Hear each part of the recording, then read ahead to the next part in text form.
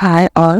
ഒരുപാട് പേര് ഇപ്പോൾ നടന്നുകൊണ്ടിരിക്കുന്ന തിരുവനന്തപുരം ഇൻ്റർവ്യൂവിൻ്റെ ഒരു ഓവറോൾ കോൺസെപ്റ്റ് അല്ലെങ്കിൽ ആ ഒരു ചോദ്യ രീതികൾ എന്നതിനെ പറ്റിയൊന്ന് ജനറലായിട്ട് പറയാനായിട്ട് ആവശ്യപ്പെട്ടിരുന്നു. ജനറലായിട്ട് ഒരുപാടൊന്നും പറയാനില്ല. നമ്മൾ എല്ലാവരും എക്സ്പെക്റ്റ് ചെയ്ത പോലെ തന്നെയുള്ളൊരു ഇൻ്റർവ്യൂ തന്നെയാണ്. എങ്കിൽ പോലും നമുക്കതിനെപ്പറ്റി നമ്മുടെ ഫ്രണ്ട്സ് പറഞ്ഞ കുറച്ച് അനുഭവങ്ങൾ, അതുപോലെ കുറച്ച് ചോദ്യങ്ങൾ, അതിൻ്റെ ഉത്തരങ്ങൾ എന്നിവ ഉൾപ്പെടുത്തിക്കൊണ്ടുള്ള ഒരു ചെറിയൊരു വീഡിയോ, അതാണ് ഇന്നത്തേത്.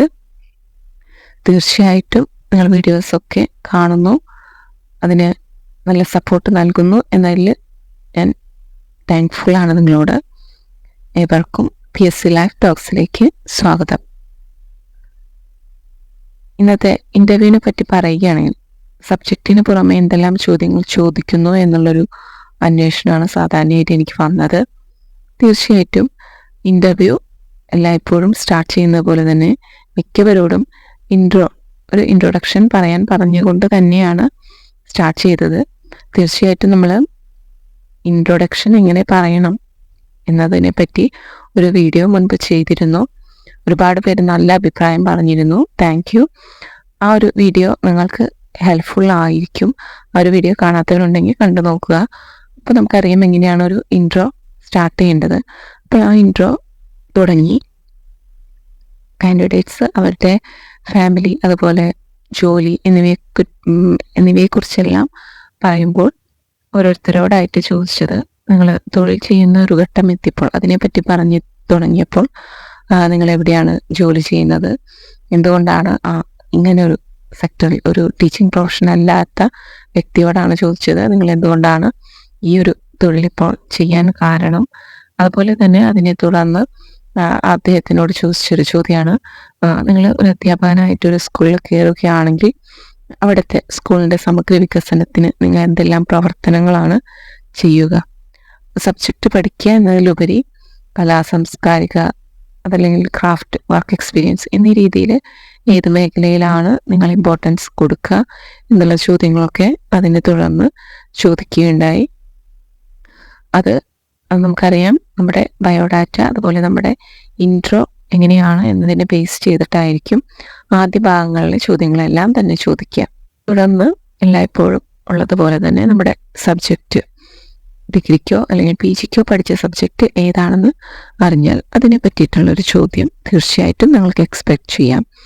സയൻസ് ആണെങ്കിൽ അതെങ്ങനെ നിത്യജീവിതവുമായി ബന്ധിപ്പിക്കാം എന്ന രീതിയിലും, മാത്സ് ബിരുദധാരികളോട് നിത്യജീവിതവുമായി ബന്ധപ്പെട്ട് മാത്സ് എങ്ങനെ പഠിപ്പിക്കാം എന്നതും, 2-3 ഹരണ രീതി, അതുപോലെ ഗുണന രീതി എങ്ങനെയാണ് പ്രൈമറി കുട്ടികളെ പഠിപ്പിക്കുക എന്നെല്ലാം ചോദിച്ചിരുന്നു. നമ്മൾ തീർച്ചയായിട്ടും നമ്മുടെ സബ്ജക്റ്റിനെ ബേസ് ചെയ്ത് ചോദിച്ചാൽ ഉത്തരം പറയാൻ റെഡി ആയിരിക്കണം.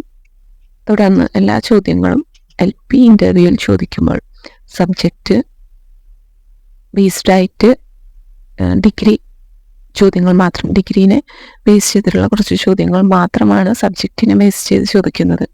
അത് കഴിഞ്ഞാൽ നമ്മുടെ ഓരോ സബ്ജക്റ്റും അല്ലെങ്കിൽ ഓരോ ടോപ്പിക്കും എങ്ങനെയാണ് ഉദ്ഘടിത രീതിയിൽ ക്ലാസ്സിൽ അവതരിപ്പിക്കുക എന്നുള്ളൊരു ചോദ്യം ചോദിച്ച് കണ്ടു. ഒരുപാട് പേരോട് ചോദിച്ചു. അതുകൊണ്ട് തന്നെ ഏതൊരു ടോപ്പിക്കും ഉദ്ഘടിത രീതിയിൽ റിലേറ്റ് ചെയ്ത് എടുക്കാൻ എങ്ങനെയാണ് കഴിയുക, അല്ലെങ്കിൽ അതിനുള്ള ഒരു ഐഡിയ നിങ്ങൾ കണ്ടെത്തി ഇരിക്കണം. തീർച്ചയായിട്ടും നമ്മളോട് ചോദിച്ചാൽ പ്രത്യേകിച്ച് ചിലതിനെ ഒരു ടോപ്പിക്ക് പറയുന്നുണ്ട്. അവർ പൂമ്പാറ്റ എന്ന ടോപ്പിക്ക്, അതുപോലെ മഴ എന്ന ടോപ്പിക്കൊക്കെ പറഞ്ഞു.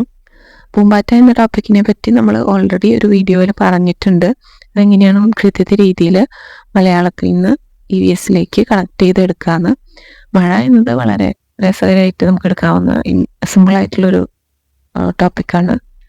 മഴ എന്നത് കവിതയിലൂടെ പഠിപ്പിക്കുകയാണെങ്കിൽ മഴയെ പറ്റിയിട്ടുള്ള പാട്ടുകൾ, കഥകൾ എന്നിവയെല്ലാം തന്നെ മലയാളവുമായും, അതുപോലെ തന്നെ മഴ എന്നൊരു പ്രതിഭാസം, അതിൻ്റെ ദൂഷ്യവശങ്ങൾ, ഉരുൾപൊട്ടൽ പോലെയുള്ള ഒരു കറണ്ടായിട്ട് അവരറിഞ്ഞ സംഭവങ്ങൾ ഉൾപ്പെടുത്തി EVS പോലെയുള്ള പാഠഭാഗങ്ങൾ അവരിലേക്ക് എത്തിക്കാം.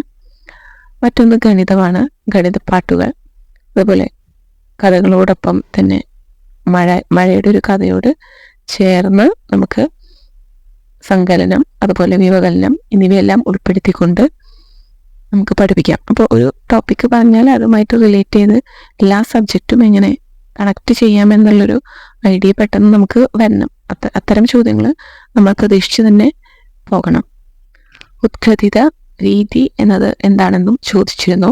അതിനെപ്പറ്റി വളരെ വിശദമായൊരു വീഡിയോ ഞാൻ ചെയ്യുന്നുണ്ട്.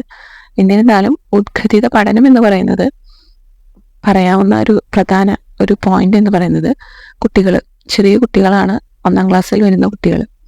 അവർക്ക് ഒരിക്കലും പെട്ടെന്ന് മാത്സ്, സയൻസ്, സോഷ്യൽ, അതുപോലെ തന്നെ ഗണിതം എന്നീ ആശയങ്ങൾ പെട്ടെന്ന് അവരോട് പറയുമ്പോൾ അവർക്കത് ഗ്രഹിക്കാനായിട്ട് ഭയങ്കര ബുദ്ധിമുട്ടായിരിക്കും. തീർച്ചയായിട്ടും അവർ ചെറിയ കുട്ടികളാണ്. അവർ ഒരുപാട് നോളേജ് അടങ്ങിയിട്ടുണ്ട്. അവരുടെ ഉള്ളിലുണ്ട് ഒരുപാട് അറിവ്. അവർ ചുറ്റുപാടുമായിട്ട്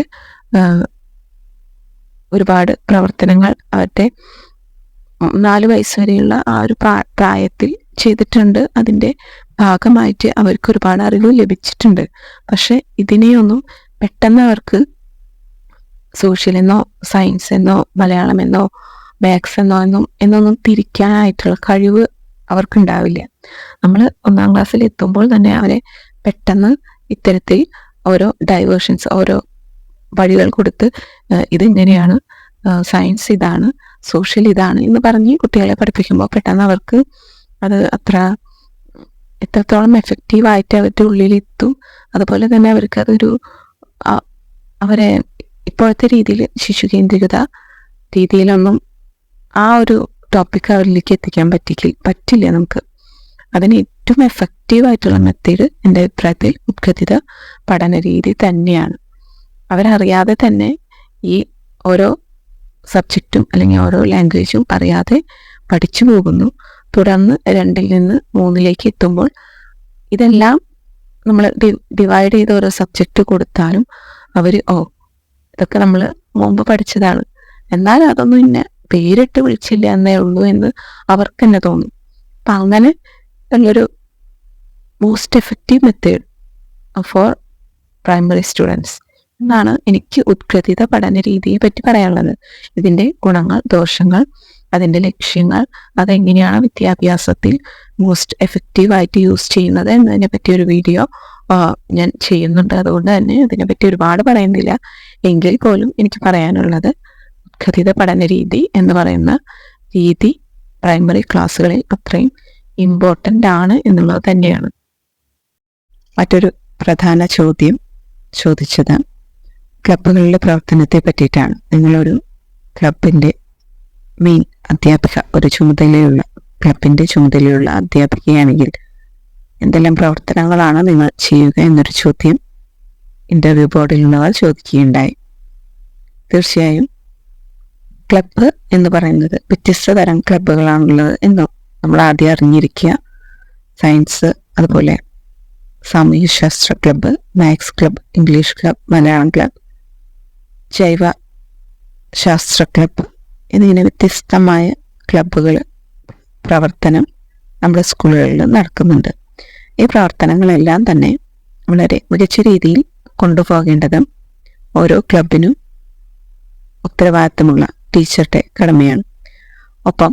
അതിനോടൊപ്പം തന്നെ ഒരു കൂട്ടം കുട്ടികളും ഉണ്ടാവും. ആ കുട്ടികളെല്ലാവരും തന്നെ ആ ഒരു സബ്ജക്റ്റിൽ ഇൻട്രസ്റ്റഡ് ആയിട്ടുള്ള കുട്ടികളായിരിക്കും.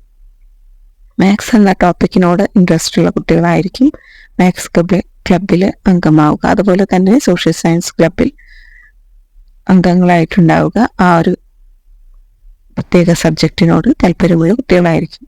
അതുകൊണ്ട് തന്നെ ടീച്ചേഴ്സിന് പ്രവർത്തനങ്ങൾ ചെയ്യാനായിട്ട് വളരെ സിമ്പിളാണ് എന്നാണ് എനിക്ക് തോന്നുന്നത്. കുട്ടികളുടെ പ്രവർത്തനം എല്ലായ്പ്പോഴും അവരുടെ പ്രവർത്തനം ഉണ്ടായിരിക്കണം. ഒരു പ്രത്യേക സമയത്ത് മാത്രം ഉയർന്നു വരേണ്ട ഒന്നല്ല ക്ലബിൻ്റെ പ്രവർത്തനങ്ങൾ. ആഴ്ചയിലോ അല്ലെങ്കിൽ 2 ആഴ്ച കൂടുമ്പോഴോ ക്ലബിൻ്റെ മെമ്പേഴ്സുമായി ആ ടീച്ചർ ഒത്തുകൂടുകയും ആ ഒരു മാസം ചെയ്യാവുന്ന ഏതെങ്കിലും ഒരു ആക്ടിവിറ്റി, ആ ഒരു സബ്ജക്റ്റിനോടനുബന്ധിച്ച് ചെയ്യാവുന്ന ഒരു ആക്ടിവിറ്റി അല്ലെങ്കിൽ ഒരു ഗെയിം, ഒരു മത്സരം, ഇതിനെപ്പറ്റി എന്തെങ്കിലും ഒരു പ്ലാനിങ് നടത്തുക. ഈ കുട്ടികളെല്ലാവരും ആ ഒരു ടോപ്പിക്കിൽ ഇൻട്രസ്റ്റഡ് ആയിരിക്കും എന്ന് നമുക്കറിയാലോ. അപ്പം നമ്മൾ ബാക്കി കുട്ടികളെയാണ് ഫോക്കസ് ചെയ്യേണ്ടത്. ആ ഒരു പ്രത്യേക സബ്ജക്റ്റിൽ മറ്റു കുട്ടികൾക്കും താല്പര്യം വരുത്തണം. അതിനു വേണ്ടിയുള്ള പ്രവർത്തനങ്ങളാണ് ഇവിടെ ക്ലബിൽ നമ്മൾ ആലോചിച്ച് കണ്ടെത്തേണ്ടത്. അത് പലതരം ഗെയിമുകളായാലും അല്ലെങ്കിൽ വ്യത്യസ്ത തരം പസിൽസ്, എന്ത് ആക്ടിവിറ്റികൾ വേണമെങ്കിലും ഉൾപ്പെടുത്താം. പ്രത്യേകിച്ച് ഇവരുടെ ആക്ടിവിറ്റീസ്, ക്ലബിൻ്റെ ആക്ടിവിറ്റീസ് ഉയർന്നു വരുന്ന സമയം എന്ന് പറയുന്നത് അവരുടെ ക്ലബിൻ്റെ ഒരു മാത്സ് ക്ലബാണെങ്കിൽ മാത്സ് ഡേയോടനുബന്ധിച്ച്, അല്ലെങ്കിൽ രാമാനുജൻ്റെ, വൈത്തക്കോറിയൻ്റെ, ഇങ്ങനെ എന്തെങ്കിലും ഒരു ഡേ സെലിബ്രേഷനോടനുബന്ധിച്ചായിരിക്കും അവർ കൂടുതൽ പ്രവർത്തനങ്ങൾ ചെയ്യുക. എന്നിരുന്നാലും എല്ലാ മാസത്തിലും ഇവർ ഒത്തുചേരുകയും എന്തെങ്കിലും തരത്തിലുള്ള പ്രവർത്തനങ്ങൾ അവർ ഓർഗനൈസ് ചെയ്യുകയും ചെയ്യും. അത് ടീച്ചറുടെ നേതൃത്വത്തിലാണ് ഇത്തരം പ്രവർത്തനങ്ങളെല്ലാം ചെയ്യുക, നയിക്കുക. ഈ ഗ്രൂപ്പിനെ നയിക്കുക എന്നതും അവർക്ക് ആവശ്യമായ ഒരു പിന്താങ്ങം നൽകുക എന്നതും, കൂടുതൽ അവരോടൊപ്പം ഇരുന്ന് പ്രവർത്തനങ്ങൾ ചർച്ച ചെയ്യുക, അത് ഓർഗനൈസ് ചെയ്യുക, അത് നടപ്പിൽ വരുത്താൻ ആവശ്യമായ കാര്യങ്ങൾ ചെയ്യുക എന്നതെല്ലാം തന്നെ ടീച്ചറുടെ ഡ്യൂട്ടിയാണ്. ഈ ക്ലബിൻ്റെ മെയിൻ വ്യക്തി എന്ന് പറയുന്നത് ഈ ടീച്ചറാണ്. എന്നാൽ ടീച്ചർ എപ്പോഴും ഒരു സ്കഫോൾഡറായി മാത്രമേ ഇവിടെയും പ്രവർത്തിക്കാവൂ. മെയിൻ പ്രവർത്തനങ്ങളെല്ലാം ചെയ്യുന്നത് ആ കുട്ടികളാണ്. പക്ഷെ അവർക്ക് ആവശ്യമായ എല്ലാവിധ പിന്തുണകളും നൽകേണ്ടത് ടീച്ചറാണ്. അതിനാവശ്യമായ വസ്തുക്കൾ, സാഹചര്യങ്ങൾ ഒരുക്കി കൊടുക്കുക. മത്സരങ്ങളാണെങ്കിൽ അതിനാവശ്യമായ പെർമിഷൻ, ഇതെല്ലാം മേലധികാരികളിൽ നിന്നും മറ്റുമെല്ലാം വാങ്ങിക്കൊടുക്കേണ്ട ഒരു ചുമതല മാത്രമാണ് അധ്യാപികയ്ക്കുള്ളത്. ഇതല്ലാതെ നിങ്ങൾക്ക് ഒരു ക്ലബ്ബ് പ്രവർത്തനത്തിൽ ടീച്ചറുടെ റോൾ എന്താണ് എന്നതിന് മറ്റേതെങ്കിലും ആൻസേഴ്സ് നിങ്ങളുടെ മനസ്സിൽ തെളിയുന്നുണ്ടെങ്കിൽ അത് തീർച്ചയായിട്ടും കമൻറ്റ് ബോക്സിൽ രേഖപ്പെടുത്തണം. നിങ്ങളുടെ വിലയേറിയ അഭിപ്രായങ്ങൾ, അതുപോലെ നിങ്ങളുടെ ലൈക്കുകൾ എല്ലാം തന്നെ നമുക്ക് വീഡിയോസ് ചെയ്യുമ്പോൾ ഒരു എനർജി തന്നെയാണ്. ഇന്ന് ചെയ്ത എല്ലാ ടോപ്പിക്സും നിങ്ങൾക്ക് ഏവർക്കും ഉപകാരപ്രദമാകുമെന്ന് വിശ്വസിക്കുന്നു. നന്ദി.